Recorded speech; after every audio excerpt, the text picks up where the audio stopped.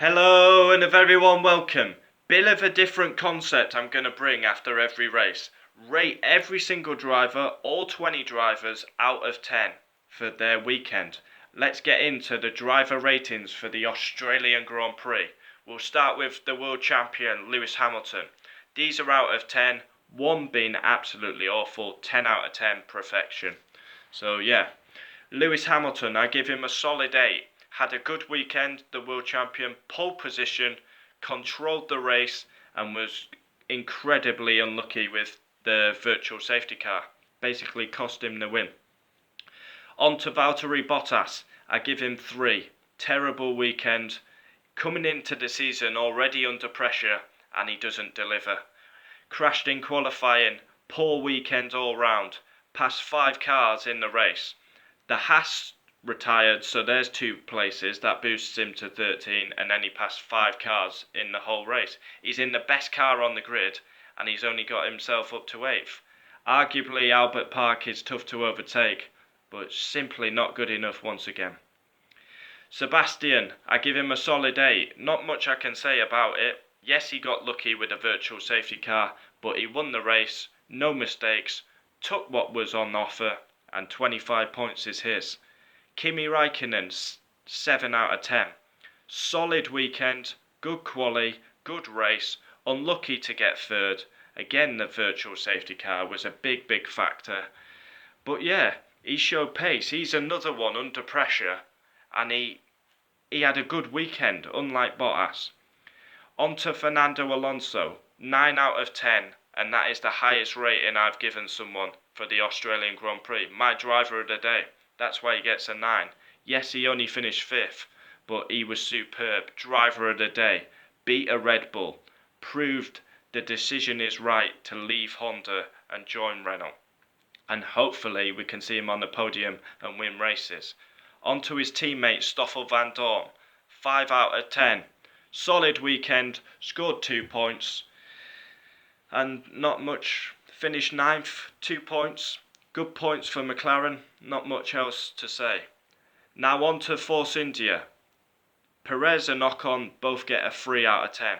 Not good enough for Force India. They were nowhere all weekend. Both very disappointing. No pace all weekend. Not good enough.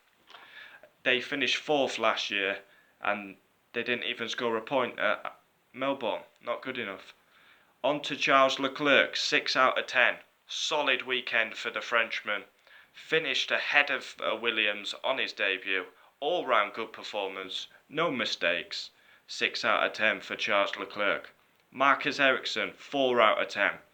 Retired from the race but outqualified his teammate, which was good. He actually didn't do too bad. I'm not his biggest fan, but he didn't do too bad this weekend. Retired with a steering issue. Brendan Hartley, don't 3 out of 10. I don't think you can't really judge Toro Rosso because they're a bit hit and miss. Like, he's never done much, Brendan Hartley, but let's see, give him a chance at least. Not spectacular, decent qualifying, retired from the race. He was last anyway, very lonely race, pitted on the first lap.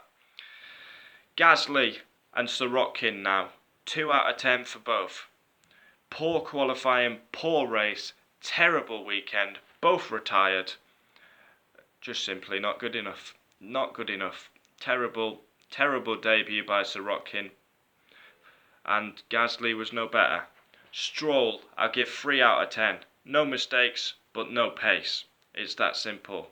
On to Daniel Ricciardo, 5. 5 is basically good performance, but nothing spectacular. And that sums up Daniel Ricciardo. Hugely frustrating, tough weekend with the grid penalty, but scored decent points for the team. Good fight back from 8th to 4th in front of his home crowd. Pushed for a podium, but couldn't get past Kimi. Max, I love Max, but he had a terrible race. 4 out of 10, and I was going to give him a 3 out of 10. His race was compromised at the start. Magnussen went round the outside. He got stuck behind Magnussen. Car was tail happy all the time. I think he had an issue, but then he had a spin. Then he got stuck behind Alonso. all in all, not a great race for the Dutchman. Sainz, 4 out of 10 again. Tough race.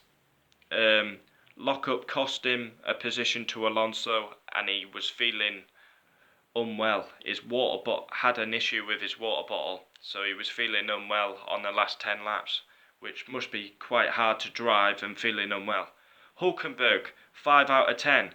Solid performance, scored points, 7th place, nothing spectacular, no mistakes.